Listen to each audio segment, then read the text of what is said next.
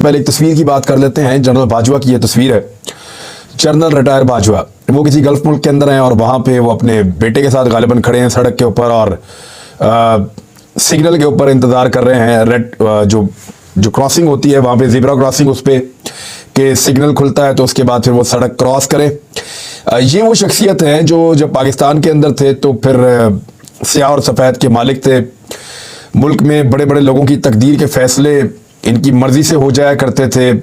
शहबाज शरीफ का इन्होंने वज़ीर आज़म बनाने के लिए इंटरव्यू लिया था। जावेद चौधरी के बकौल ये इमरान खान को भी मिलने गए थे वज़ीर आज़म बनाने के लिए, और नवाज शरीफ भी अपने आप को निकालने के लिए इनको जिम्मेदार कहते थे। बाद में इमरान खान साहब ने भी खुद को निकालने के पीछे इनको जिम्मेदार कहा। 6 साल तक ये लगभग मुल्क के स्याह और सफ़ेद के मालिक थे। इनकी वजह से अभी भी पाकिस्तान के अंदर एक सहाफ़ी जो है वो कैद में है और वो बर्दाश्त कर रहा है कैदोबंद की सहुबतें। लेकिन आप ये देखिए किसी और मुल्क के अंदर ये बिल्कुल एक नॉर्मल आदमी की तरह है। पता क्यों? क्योंकि वो मुल्क नॉर्मल है, वहाँ की आवाम नॉर्मल है, वहाँ के कवानीन नॉर्मल है, वहाँ का निज़ाम नॉर्मल है, तो वहाँ पे ये नॉर्मल आदमी की तरह फिर सकते हैं। इनको कोई खतरा नहीं है, कोई प्रॉब्लम नहीं है। ये अपने बेटे के साथ निकले, सड़क के ऊपर घूम फिर रहे हैं और पैदल आने जाने में कोई कबाहत भी नहीं है, इनको बुरा भी नहीं लगता। लेकिन आप एक सवाल अपने आप से पूछिए कि क्या जनरल कमर जावेद बाजवा रिटायर पाकिस्तान की सड़कों के ऊपर अपने बच्चों के साथ या अपने जानने वालों के साथ ऐसे ही घूम फिर सकते हैं? नहीं ना। यहां घूम फिर क्यों नहीं सकते भाई? इस मुल्क के अंदर उन्होंने 6 साल तक एक बड़ी अहम ड्यूटी सर अंजाम दी है। यहां तो वो ज्यादा महफूज होने चाहिए। यहां के लोगों को उनसे ज्यादा प्यार करना चाहिए, यहां के लोगों को उनसे ज्यादा मोहब्बत होनी चाहिए, यहां के निज़ाम में उनको ज्यादा महफूज होना चाहिए।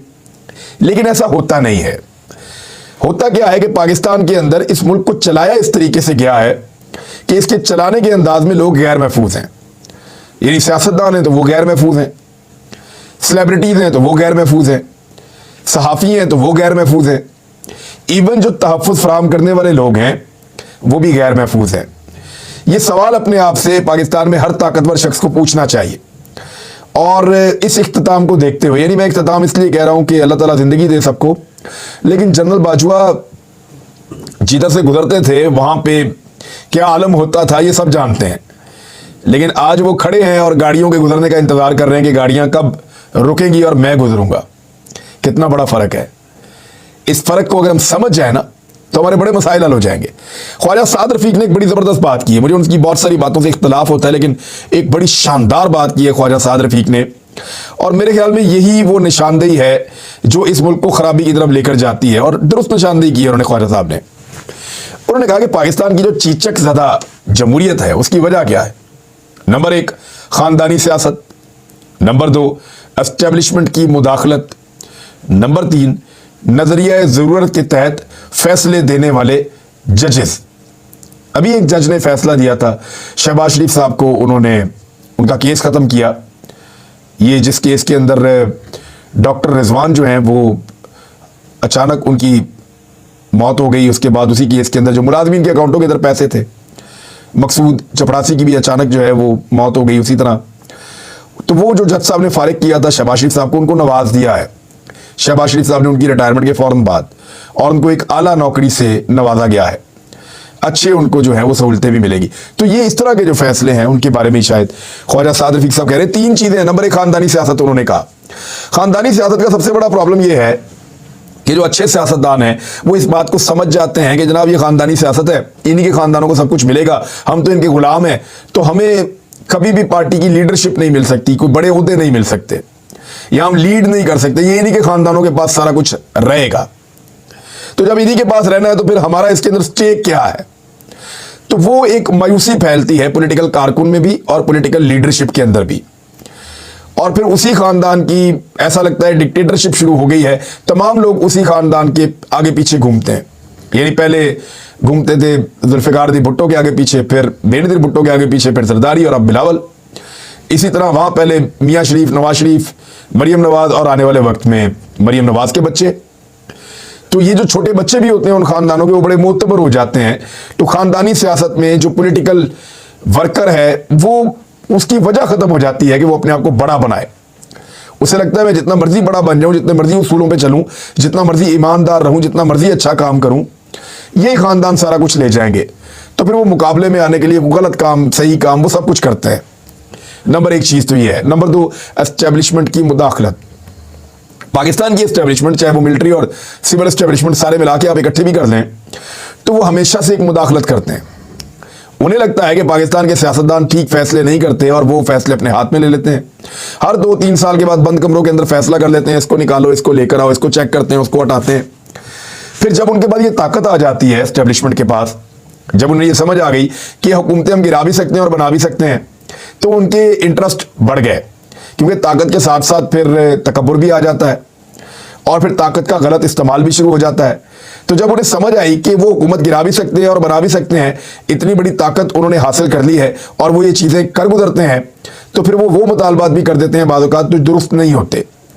तो जब भी उनका मुतालबा नहीं माना जाता या उनकी बातें नहीं मानी जाती, तो मुल्क के हालात उनको मोड़ दिया जाता है।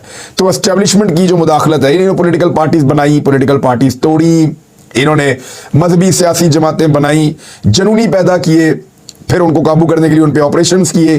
तो इस किस्म की जब चीज़ें एस्टेब्लिशमेंट करती है तो पाकिस्तान में एक बड़ा सीरियस इशू है जो ख्वाजा साद रफीक साहब ने उठाया। तीसरा, उन्होंने कहा नजरिया ज़रूरत के तहत फैसले देने वाले जजेस। देखिए, यहाँ तो टेलीफोनों के ऊपर भी शहबाज शरीफ साहब ये कहकर जज साहब से फैसला ले लेते हैं कि जनाब नवाज शरीफ साहब ने कहा, बड़े भाईजान कह रहे हैं आप ये फैसला कर दें, और ये होता रहा, हमने देखा माजी में। यहाँ जज को लेकर जाते हैं मदीना मुनव्वरा और वहाँ पे बैठ के हुसैन नवाज कहते हैं कि फैसला हमारे हक में कर दो, वहाँ पे जाके डीलें करते हैं। तो इस तरीके से बहुत सारे ऐसे मिसालें मौजूद हैं और पॉलिटिकल पार्टीज भी करती हैं, लेकिन नून लीग ने हमेशा ये काम बहुत खुल खुला कर किया है और उसी जमात के अंदर से ख्वाजा साद रफीक साहब आवाज़ उठा रहे हैं। ये बड़ी खुशाइन बात है। मैं उम्मीद करता हूं कि बाकी पॉलिटिकल पार्टीज भी ऐसे ही उसी जमात के अंदर से आवाज़ उठाएंगी। फिर मिफ्ता इस्माइल साहब ने भी इससे मिलता जुलता एक स्टेटमेंट दिया और वो भी बड़ा इंपॉर्टेंट है। उन्होंने यानी बात उन्होंने अपने उस दायरे के अंदर रहते हुए की है। उन्होंने कहा कि हमारी गवर्नेंस बदतरीन है, मुल्क के बेहतर मुस्तकबिल के लिए सोचना पड़ेगा। पाकिस्तान सब्सिडीज दे रहा है, सब्सिडीज देता है क्योंकि गरीब मुल्क है, अवाम बहुत गरीब है, तो उनको सब्सिडीज देनी पड़ती हैं। अमीरों से इतना टैक्स लिया नहीं जाता इस मुल्क में, टैक्स रिफॉर्म्स कभी की नहीं जा सकी इस मुल्क के अंदर। जो कमाते हैं वो कभी हिसाब किताब देते नहीं और हिसाब किताब रखना नहीं चाहते। तो इस सूरत हाल के अंदर मुल्क नहीं चला करते, मुल्क डिफॉल्ट कर जाते हैं खुदा न खास्ता। तो इसमें मिफ्ता इस्माइल साहब ने कुछ अच्छी तजावीज़ दी हैं और मिफ्ता इस्माइल साहब इसहाक डार से तो बहुत बेहतर थे मेरे ख्याल में। इसहाक डार साहब ने तो इतना मायूस किया है कि लोग मिफ्ता इस्माइल को भूल गए हैं।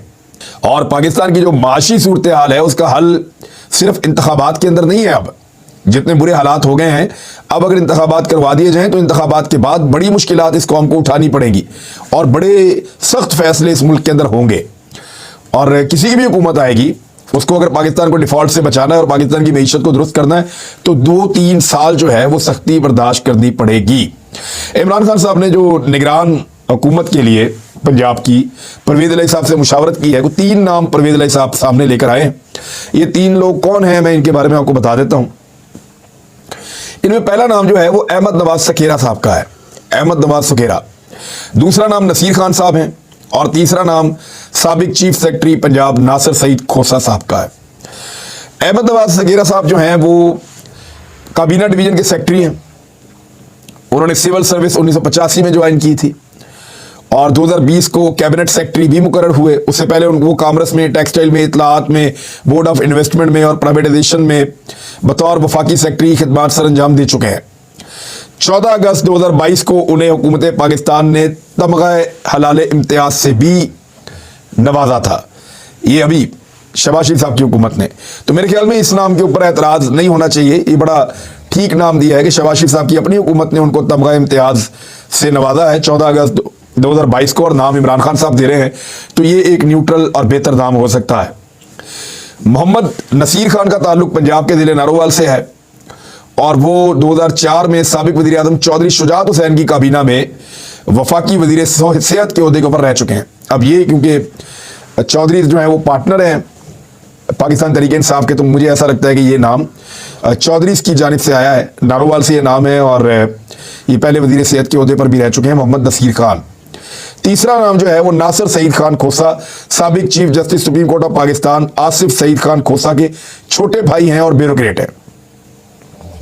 इससे कबल 2018 में इमरान खान साहब ने नासिर सईद खोसा का नाम पंजाब के निगरान वज़ीर आला के लिए पेश किया था, जिसे मुस्लिम लीग नवाज ने इत्तफाक किया था।